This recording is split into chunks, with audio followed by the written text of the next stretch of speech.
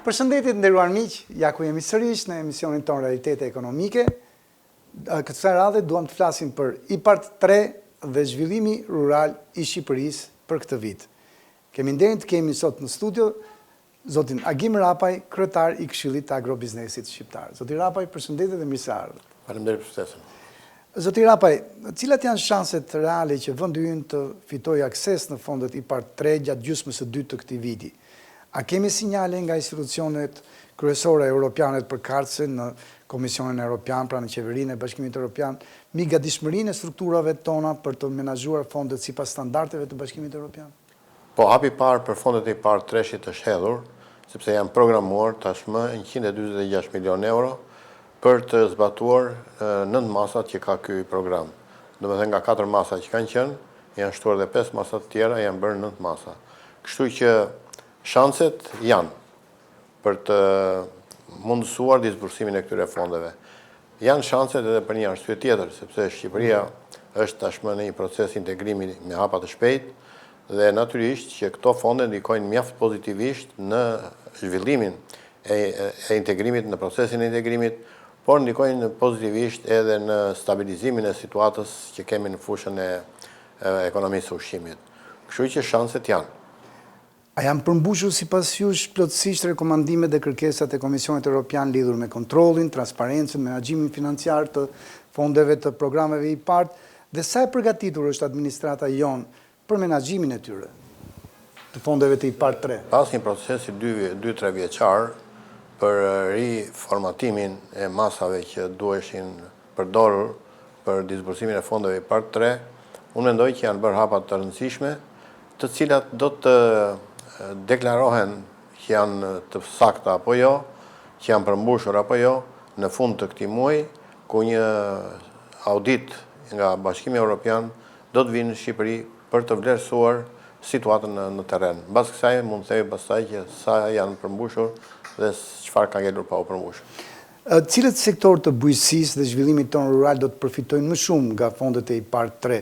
Ju sapo e thatë shifrën janë të konsiderueshme 146 milion euro.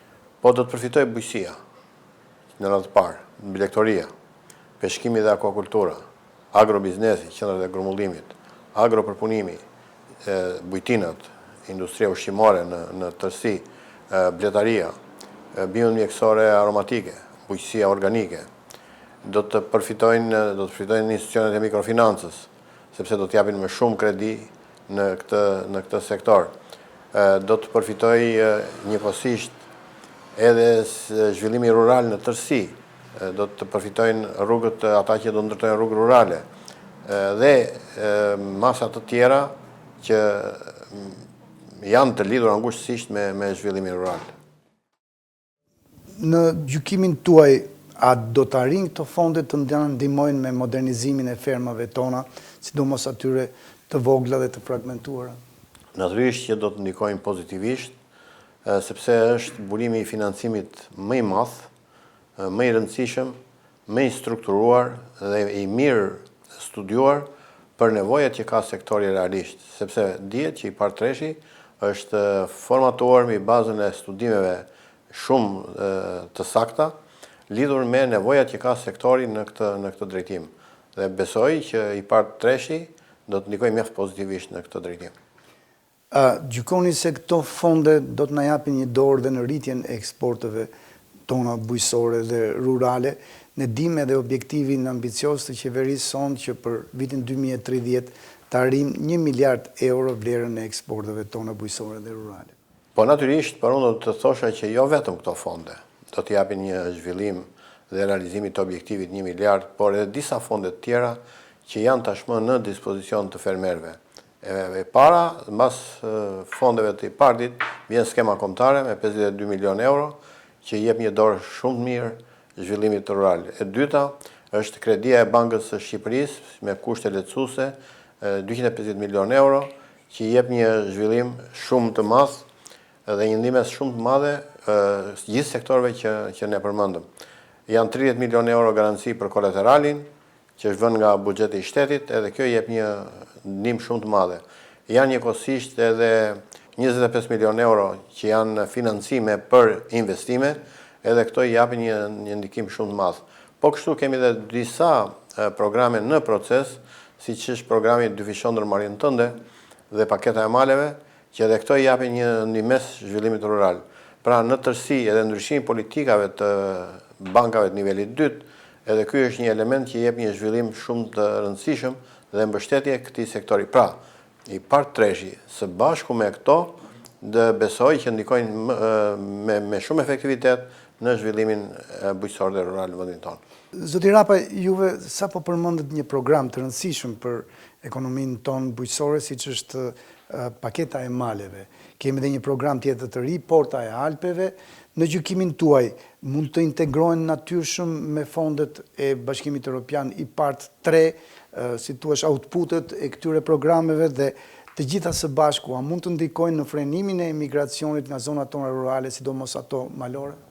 Padyshim do ndikojnë në frenimin e emigracionit, por do të ndikojnë pozitivisht në kthimin e atyre që kanë emigruar më parë, për arsye sepse janë hapur fronte të reja të punës, të veprimtarisë të tyre, njëkohësisht janë ndërtuar politika të tilla që do ndikojnë pozitivisht në kthimin e shqiptarëve që janë larguar nga vendi për shumë arsye në të kaluarën. Pyetja e parafundit për këtë bisedë tonë sot, zoti Rapaj, sa i informuar ose i mirë informuar është komuniteti rural, pra fermerët tanë, për mundësitë që ofron programi i part 3, dhe në rast se informacioni nuk është i plot, si po ndihmon Kash juve gjithnjë keni kontakte shumë të zgjeruara me fermerët tanë në këtë drejtim? Informacioni është shumë i rëndësishëm, bashkëbisedimi me fermerët është shumë i rëndësishëm, veçanërisht me subjektet që i plotësojnë kriteret, është shumë i rëndësishëm. Ne përmes gazetës Agrobiznesi, e cila botohet 2 herë në muaj, në print dhe me elektronik, jep një informacion të hollësishëm lidhur me esurin edhe mundësit që kanë fondet e i part të treshit.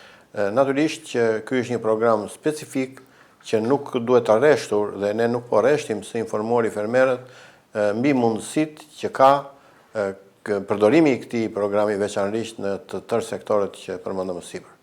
Pyetja e fundit, a mund të shërbej i part treshi që shpresojmë të gjithë që në gjysmën e dytë të këtij viti të na mundësohet aksesohet për Shqipërinë si një provë aftësisë së vendit tonë për të menaxhuar fondet e ardhshme të Bashkimit Evropian, për shembull fondet e kohezionit, që në procesin e integrimit janë shumë të rëndësishme. Natyrisht shërben si një model. Nëse Bashkimi Evropian do të ketë një model pozitiv, do të ketë një histori suksesi, natyrisht do të shërbejë dhe për këto fonde, dhe kjo është një ndër motivet që ne duhet të punojmë fort për ta krijuar këtë model, sepse mundësitë janë për të ecur përpara, lidhur jo vetëm me disbursimin e fondeve të i part treshit, por edhe me fondet e arritjes së Ballkanit Perëndimor, me fondet e tjera që Bashkimi Evropian ka vënë në dispozicion dhe shpresojmë që do të vënë në dispozicion edhe në të ardhmen. Prandaj është e rëndësishme që ne të informojmë fermerët, të punojmë bashkë me ta në mënyrë të tillë që këtë program, këtë model pozitiv, këtë histori suksesi ta krijojmë një ditë më parë.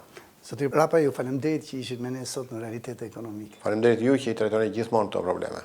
Të nderuar miq, faleminderit që na ndoqët dhe mirupafshim në takimet e ardhshme.